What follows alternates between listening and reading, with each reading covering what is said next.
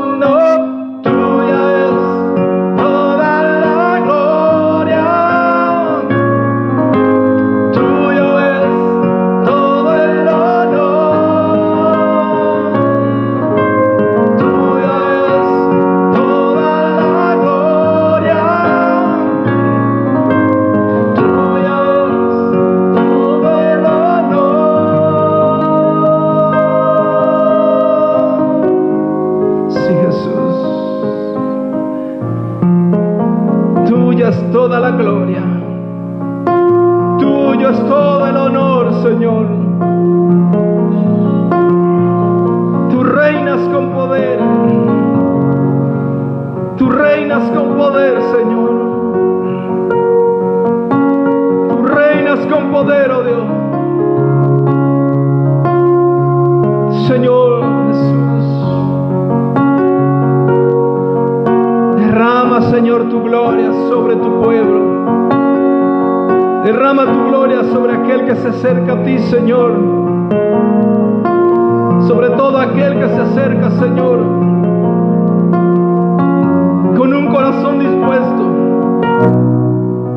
¿Qué más puedo pedirte si todo me lo has dado?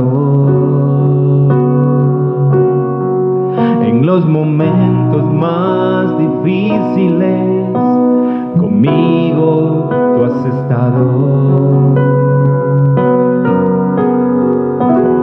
No busco riquezas ni la vanidad. Lo único que quiero es vivir en santidad.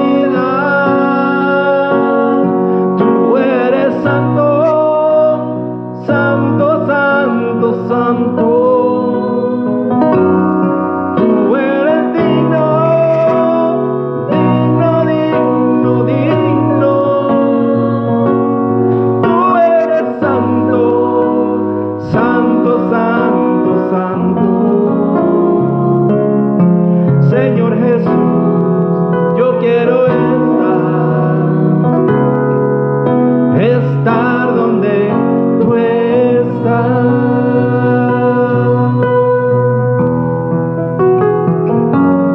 Te adoramos, Señor.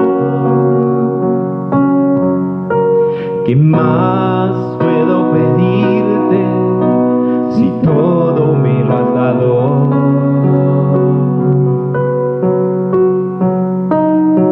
En los momentos más difíciles conmigo tú has estado. No busco riquezas ni la vanidad. Lo único que quiero es vivir en santidad. Tú eres santo, santo, santo, santo. Tú eres digno, digno, digno, digno. Tú eres santo, santo, santo, santo. Señor Jesús, yo quiero estar donde tú estás. Tú eres santo, santo, santo, santo. Tú eres digno, digno, digno, digno. Tú eres santo, santo, santo, santo.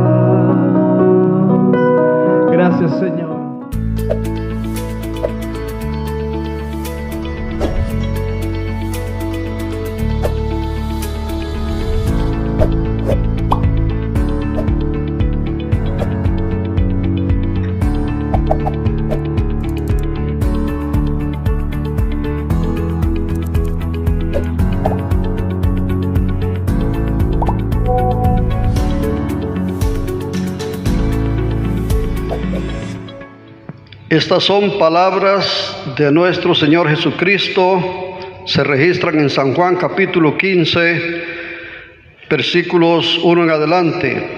Y dice el Señor: yo soy la vid verdadera y mi Padre es el labrador. Todo pámpano que en mí no lleva fruto, lo quitará. Permaneced en mí y yo en vosotros. Como el pámpano no puede llevar fruto por sí mismo si no permanece en la vid, así tampoco vosotros si no permanecéis en mí. Como el Padre me ha amado, así también yo os he amado. Permaneced en mi amor. Si guardareis mis mandamientos, permaneceréis en mi amor, así como yo he guardado los mandamientos de mi Padre y permanezco en su amor. En este pasaje, como es costumbre del Señor en su destreza didáctica, mezclar el mensaje con un lenguaje figurado y literal a la vez. En este caso, el Señor está usando figuras e ideas que eran parte de la herencia religiosa de la nación judía, la vid. Y Él dice: yo soy la vid verdadera. Y es que en el Antiguo Testamento la vid es representada por la nación de Israel, o sea, la nación de Israel está representada por una vid.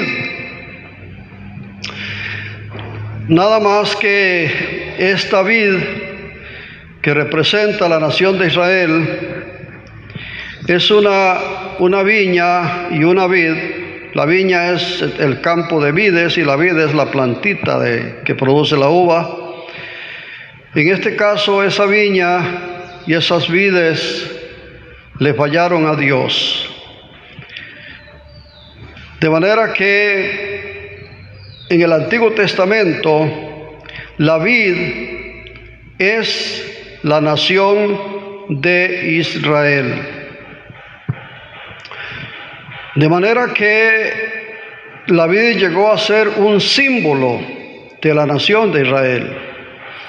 Y por ejemplo, en la época de los macabeos son una familia sacerdotal que dirigieron una guerra religiosa y política a la vez contra los invasores romanos en su tiempo.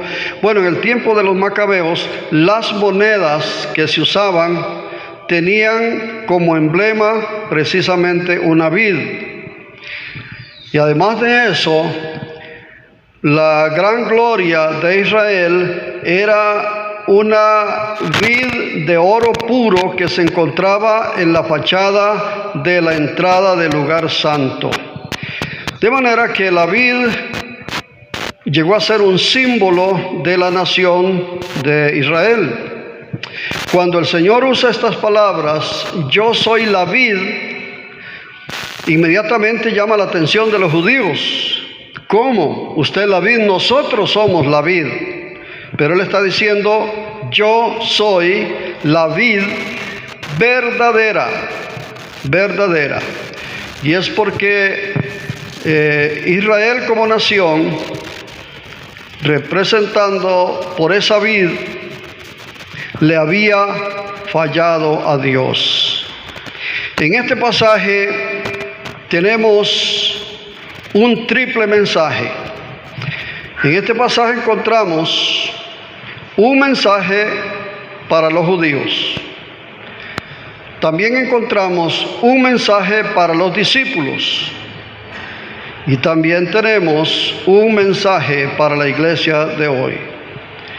En relación con el mensaje que encontramos para los judíos, para la nación judía, Lo tenemos en los primeros 2 versículos, donde Cristo dice: yo soy la vid verdadera, mi Padre es el dueño, es el viñador y es el labrador también, el que está viendo cuál es el comportamiento de las plantas de uvas.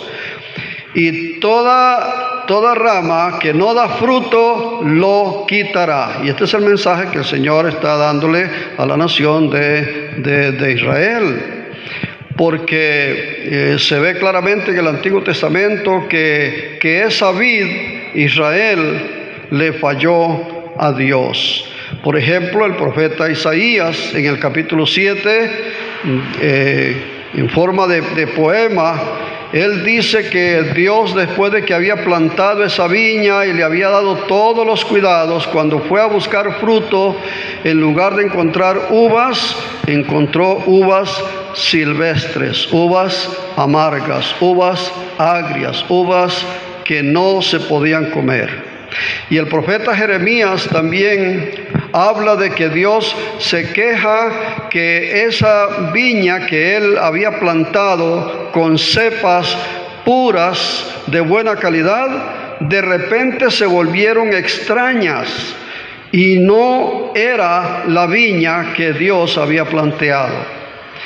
Además de esto, el profeta Ezequiel también en el capítulo 15 habla de que Dios está tan decepcionado de su viña y habla del hecho de que ni aún la madera de esa vid sirve para nada. Y dice el profeta, solo para ser echada en el fuego y quemada.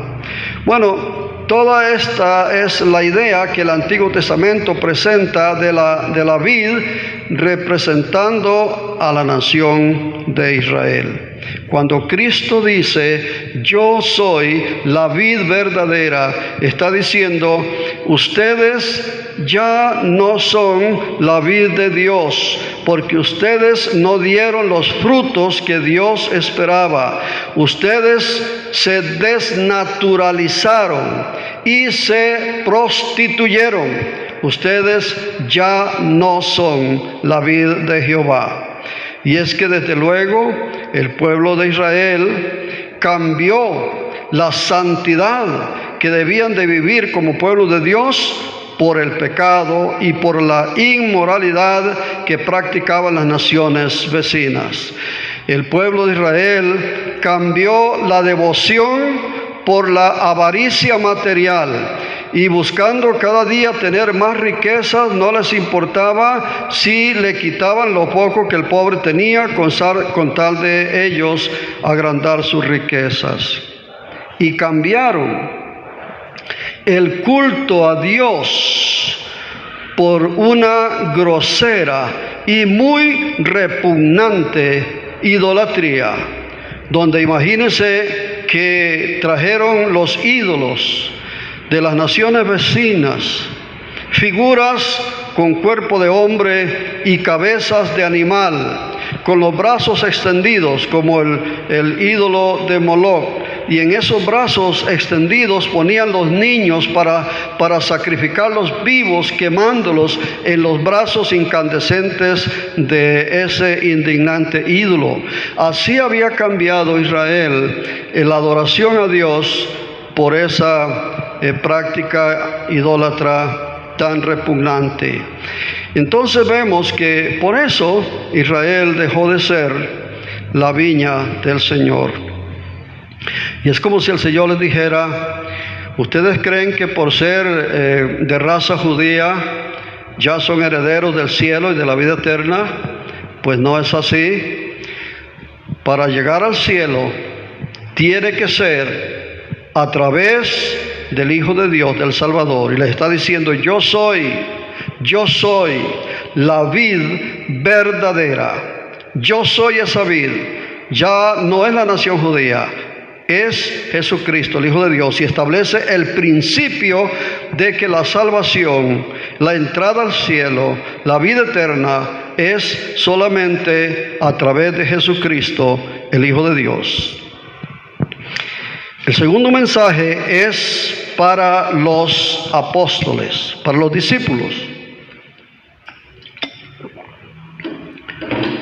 Y dice si permaneced en mí. Porque si no permanecen en mí, no pueden dar fruto. Tienen que permanecer en mí. En otras palabras, el mensaje para sus discípulos tiene esos dos aspectos: permanecer y producir. Permanecer en Cristo y producir frutos. Esa permanencia en Cristo significa una relación vital, no una relación mecánica o litúrgica o teórica. No, tiene que ser una relación vital, y está ilustrada por la expresión: como el pámpano, si no está unido al tronco, no puede dar fruto. Tampoco ustedes, si no permanecen en mí, no pueden dar fruto. Está hablando de esa relación profunda, de esa relación espiritual, de esa relación donde se absorbe, como la rama absorbe del tronco la savia y la hace suya para poder tener vida y producir. Así el discípulo de Cristo tiene que absorber de Cristo su propia vida, absorber su santidad, absorber sus valores, absorber sus principios, absorber sus prioridades, absorber su amor, su poder, en fin, todo lo que significa la vida interna de Jesús. Todo lo que hay en su alma, en su ser entero, absorberlo y apropiarlo y vivirlo y retransmitirlo en el poder del Espíritu Santo. Y eso es lo que el Señor les está diciendo. Tienen que estar permaneciendo en mí como la rama con el tronco. Esa relación profunda, íntima y espiritual.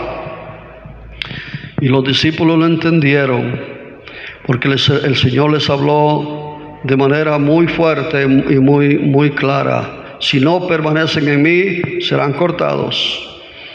Pero si permanecen en mí, producirán frutos. Y son los frutos. Y los discípulos lo hicieron. Los discípulos se llenaron de Jesús. Los discípulos anduvieron con el Señor día y noche, comieron con Él, se cansaron con Él, se gozaron con Él, vieron la gloria de Dios con Él, sufrieron también las tristezas y el dolor y todo con Él.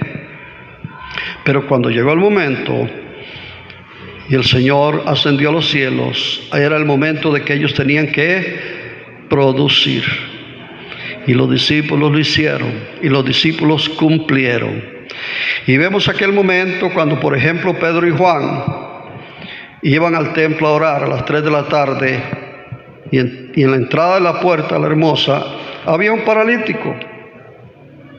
Este paralítico estaba ahí todos los días pidiendo limosna, sobreviviendo por medio de la generosidad de las personas piadosas que entraban a orar. Cuando Pedro y Juan entraban, miraron al paralítico y se detuvieron. Y Pedro tuvo compasión de este paralítico.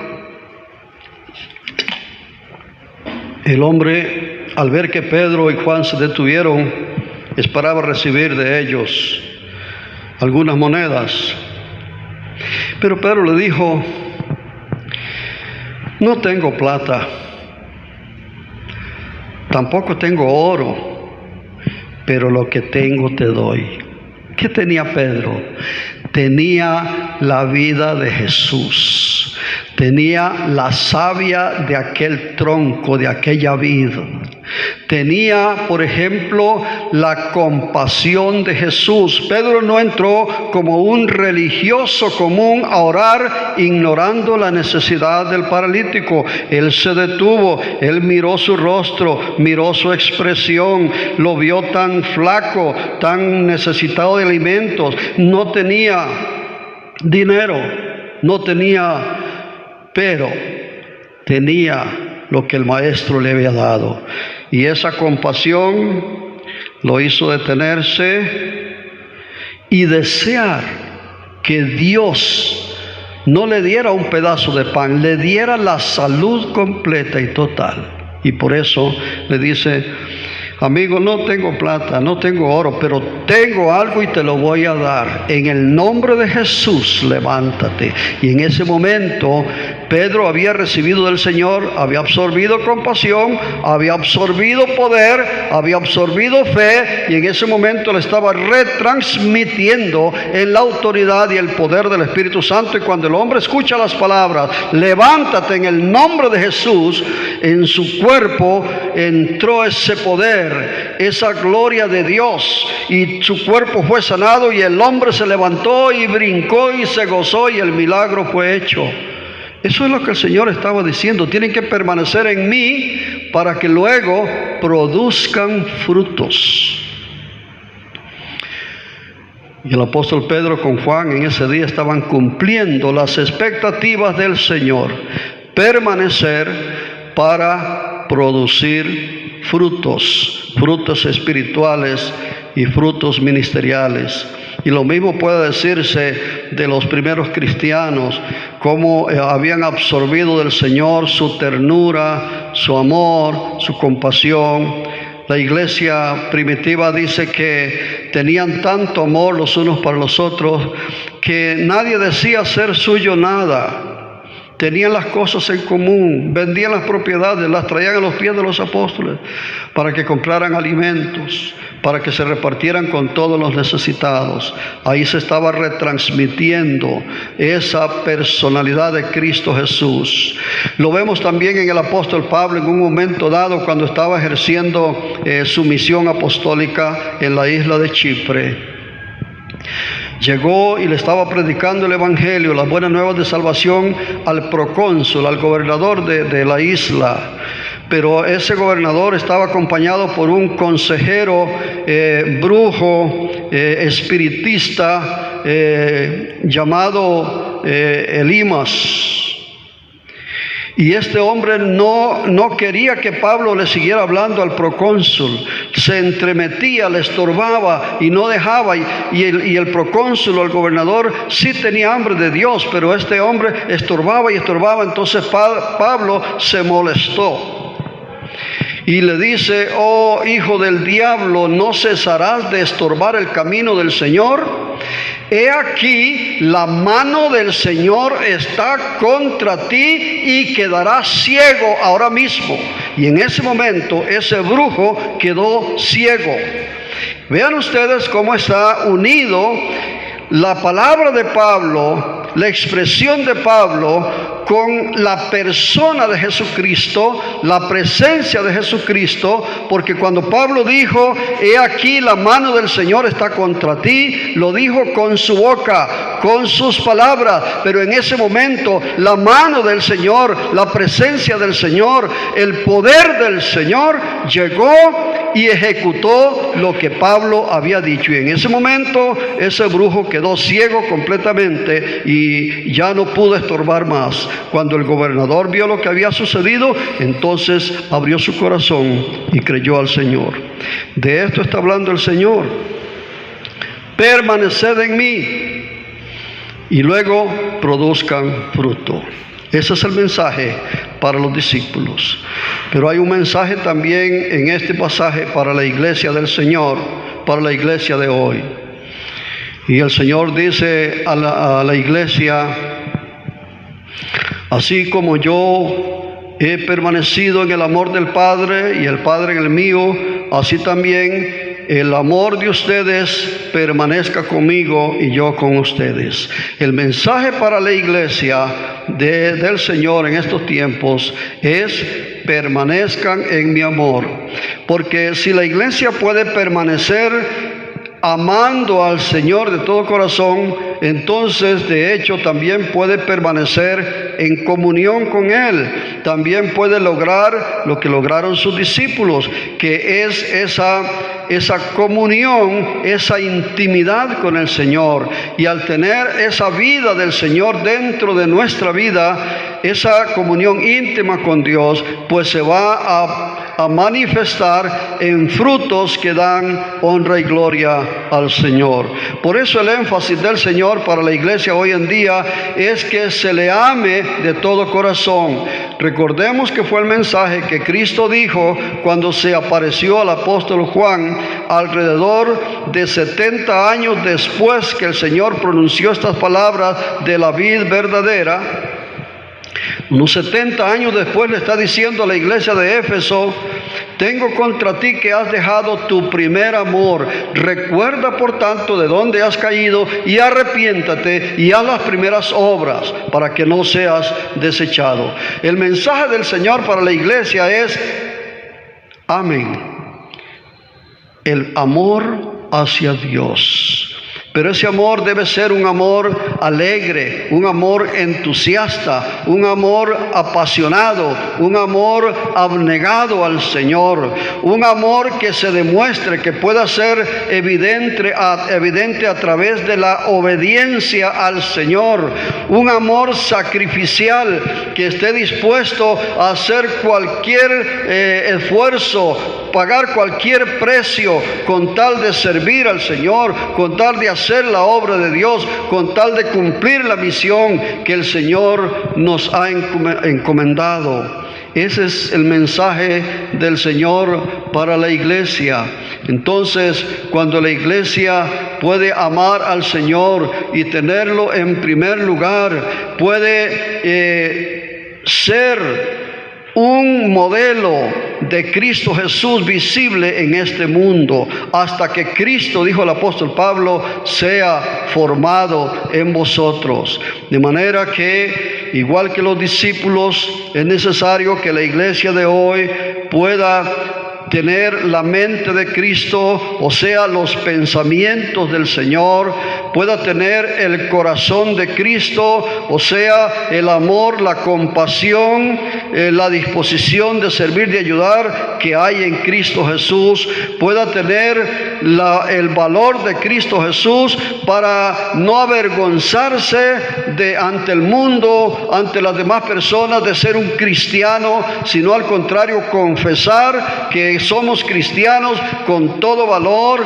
y con todo orgullo, en el sentido correcto de que somos hijos de Dios, y no hay que avergonzarse de ser un cristiano. El cristiano es la persona más privilegiada y más dichosa en esta tierra, porque es un hijo de Dios y heredero de la patria celestial.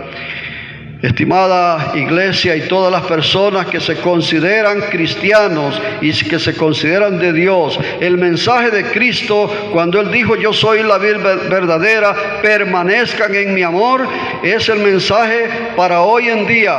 Hoy en día hay muchas tentaciones, muchas distracciones, muchas cosas en que poner los intereses, la voluntad y el corazón, pero hay que desechar todo eso para amar a Cristo Jesús, obedecer sus mandamientos, hacer su voluntad, honrarle en todo momento, en toda circunstancia, mantener los principios morales en este tiempo de tanta degeneración moral, de tanta perversión. En este momento el cristiano, la iglesia, debe mantener la bandera de los principios de Cristo en la moral y en la ética, en la conducta, en el matrimonio, en las relaciones interpersonales, en las obligaciones financieras, en todo ser correctos, ser honestos, ser responsables y agradar a Dios y dar buen testimonio, como lo haría el Señor si estuviera viviendo en este tiempo y en nuestro medio.